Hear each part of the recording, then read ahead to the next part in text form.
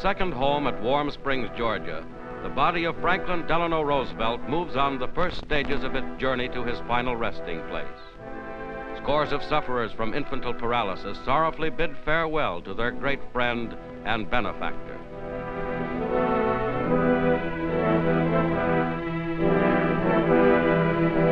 The president's dog follows his beloved master.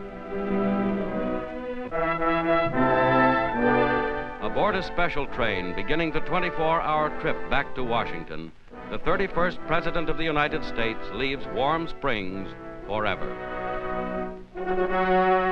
And all along the 700-mile route, people gather to honor President Roosevelt and his ideals.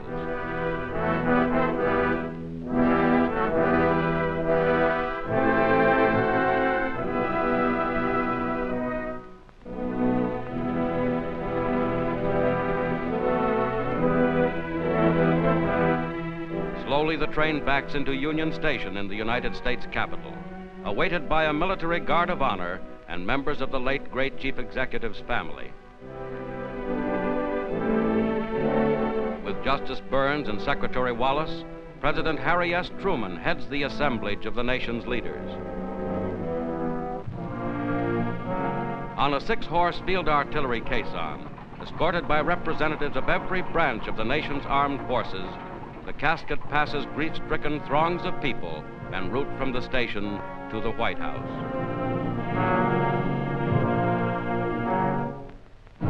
Warplanes pay a final tribute to the fallen commander-in-chief, and officers and men of the mighty armed forces which he led march in slow, measured tread in Franklin Roosevelt's honor.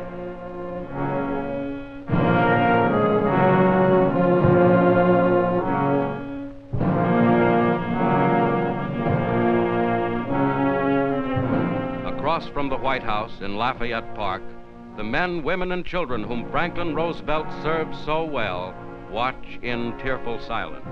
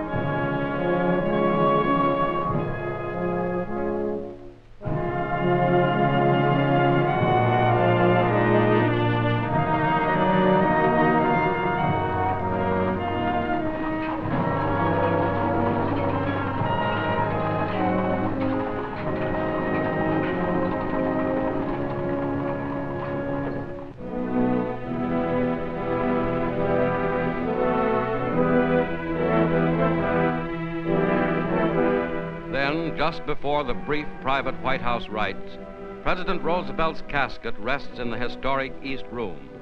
Here, 80 years before, lay Abraham Lincoln.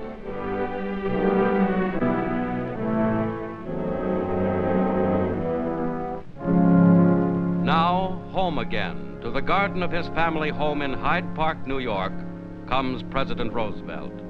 Here in the old and lovely Hudson River estate, which several years ago he bequeathed to the people of the United States, the mortal remains of a man whose career has known no parallel in our time will rest forever.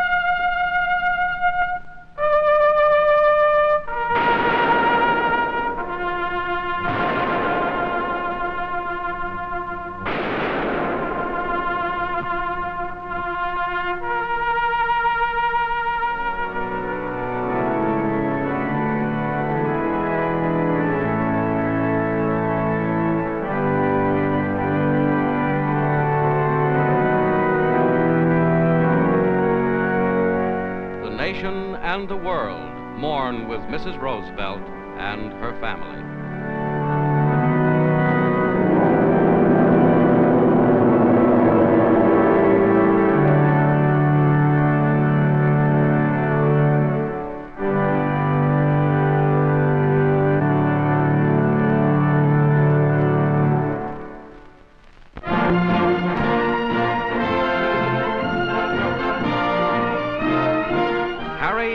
Truman, President of the United States.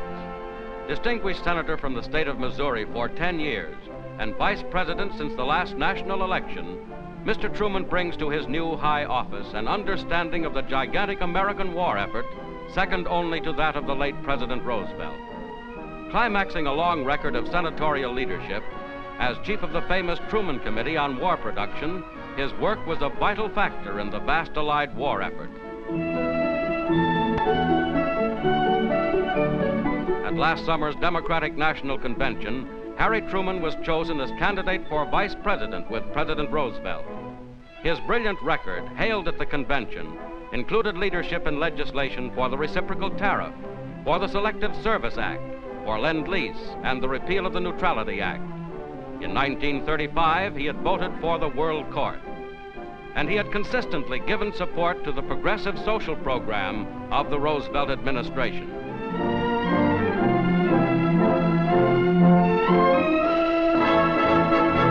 Returning to Washington with Mr. Roosevelt, Harry Truman was now the Vice President-elect. In his first speech after his inauguration, Vice President Truman said, "In this shrinking world, no nation can live safely alone.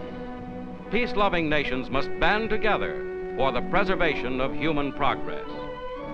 As President Roosevelt's second in command, these words expressed the American program.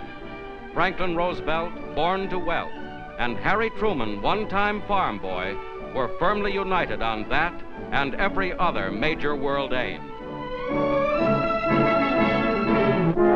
As the nation is plunged into mourning by President Roosevelt's death, Harry S. Truman becomes president, the seventh American vice president to assume the office under similar circumstances. President Truman takes over his duties. He announces that the San Francisco conference will go ahead as scheduled, and immediately receives the nation's military leaders, War Secretary Stimson, Army Chief of Staff Marshall, and Fleet Admiral King.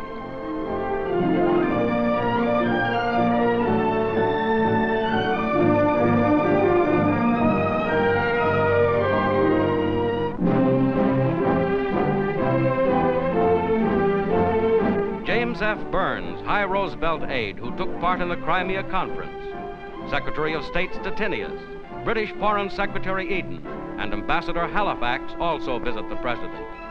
Arriving to address a joint session of the Congress, President Truman receives thunderous applause. He pledges to carry forward the work of Franklin Roosevelt.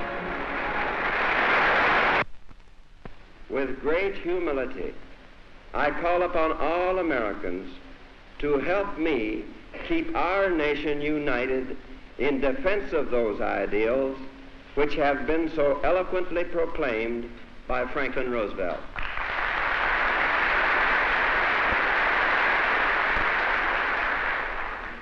I want in turn to assure my fellow Americans and all of those who love peace and liberty throughout the world that I will support and defend those ideals with all my strength and all my heart.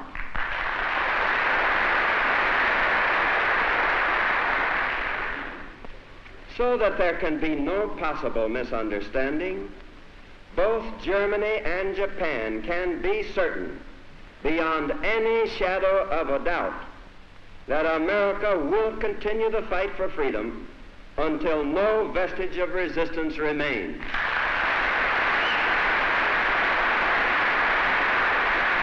Our demand has been, and it remains, unconditional surrender.